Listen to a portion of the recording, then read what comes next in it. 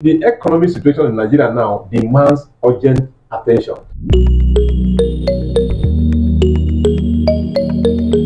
Welcome to this wonderful edition of Noble TV Live. This afternoon, we are going to take on a very important issue. Last Friday, the president of Nigeria, President Muhammadu Buhari, apologized to Nigerians and asked them to pardon him in the area they are fallen short of. Personally, people like me commended President Muhammadu Buhari for admittance of guilt for taking the country through the twists and turns. While we look ahead to have a healing and bonding of a better country, we also look ahead for see how best will correct the anomalies in the area he has failed. Our advent Chidi Peters Okorie, of course, and me in the studio this afternoon is not a person than Augustine Omilo. You're welcome, sir. Thank you very much. You're welcome very much, sir. Yes, always, thank you very much, sir. It's been a while. Yeah. Let me take you to President Buhari's apology. What is your take about his apology to Nigerians, pointing out the areas Nigerians feel that has come short, that he should be forgiven? I want to commend President Muhammadu Buhari for identifying or realizing that he may have offended some person by his actions or inactions while in office for close to 8 years now. Now, his apology is coming on the heels of the celebration of the Muslim festival, Eid al-Fitr. And don't forget also that just some few days ago, that's about 2 weeks now, Christians also celebrated Easter.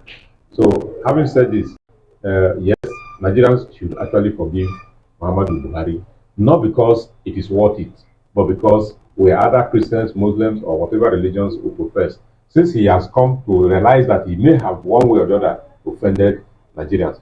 But I expected him to be more specific beyond maybe like the issues of currency, design, and all that, to come close to what Nigerians were actually expecting from him, like mentioning them if he has heard about them. Or maybe it's possible that nobody have told him that during his regime, Nigeria witnessed the worst lopsidedness of appointments. He didn't mention it. He didn't come to tell Nigerians about the kind of policies that he put in place that ran counter to what he promised when he was coming to power, especially in terms of insecurity. He didn't come to tell Nigerians about his promise about employment for the youth, maybe like 10 million people, to be employed every year.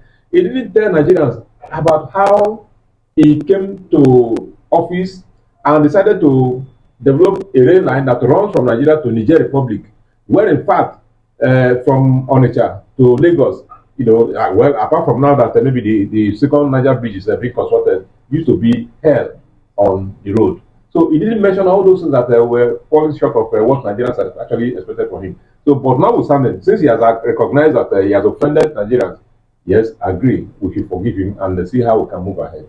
But what Nigerians feel so much pain because of what I passed through during these 8 years. Of course, there could be policies that are favorable to Nigeria, but Nigeria failed to look beyond that.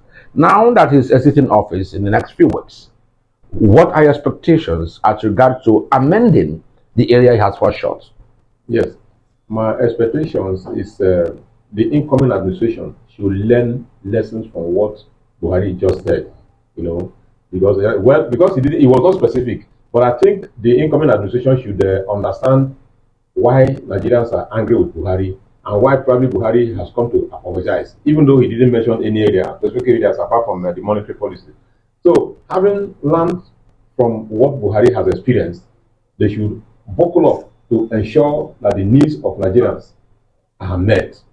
For example, Nigeria is facing terrible insecurity threats.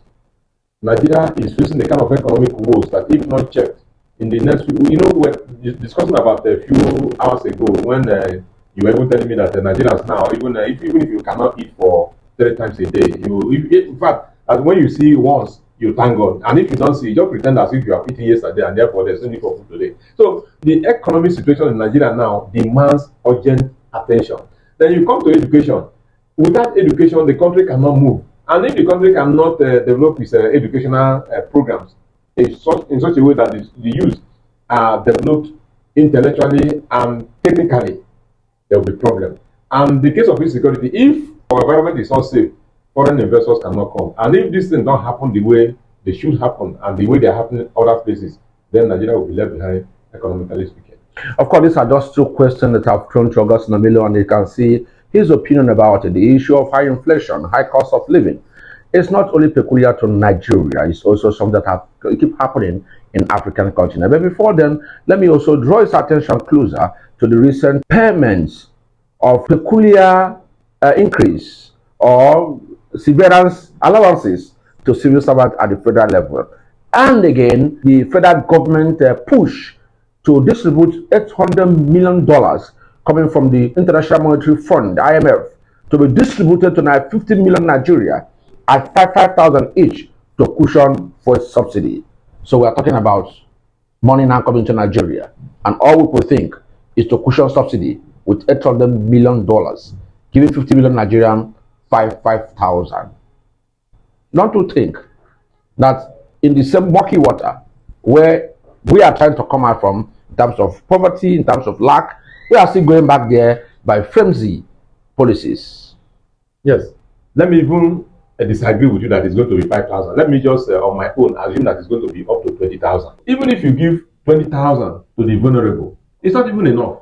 But what is the yardstick for even determining who is a vulnerable person in the society?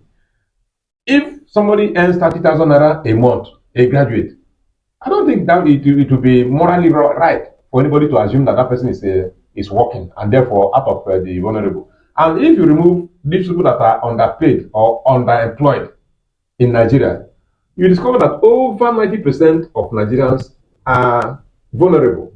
And therefore, the $800 million that the World Bank is giving to Nigeria will not solve Nigeria's problem. But again, if Nigeria wants to sincerely tackle the problem of oil subsidy removal, other areas of the economy must be subsidized, like food and education particularly.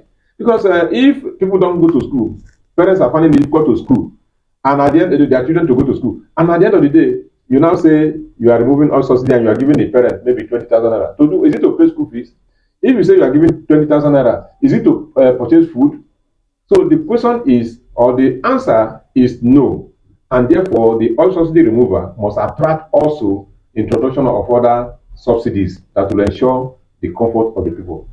Of course, I've heard Omilo very well. What you're talking about, the economic policies of the country have to be to advantage of Nigeria in terms of subsidizing food, education, and healthcare.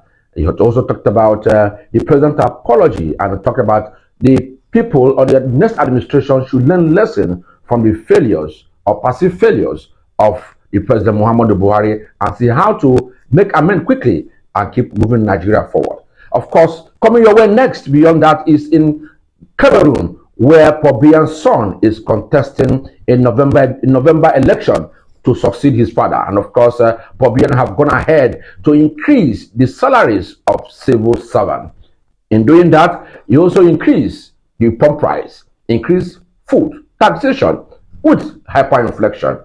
In the next episode, we are going to discuss that. And it come your way. I remain Chidi Peters. Subscribe, like, comment, share. Bye-bye.